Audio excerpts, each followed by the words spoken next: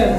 ఒకటి ఏంటంటే మొట్టమొదటిగా సోమరితనం, రెండు గర్వం, తర్వాత ఇంకా ఎన్ని విషయాలు, అసూయ, వ్యభిచారం, కోపం, తిండిపోతనం, ధనాపేక్ష.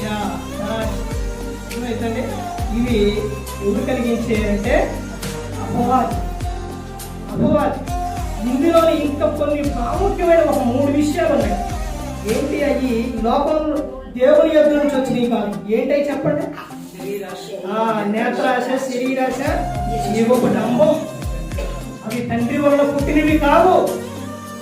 అందుకని ప్రతి ఒక్కరి కూడా ఏదైతే అపవాది కలిగిస్తున్నాడో దానికి ఎలా ఉండాలంటే దూరంగా ఉండాలి, దాన్ని ఒప్పుకోకూడదు.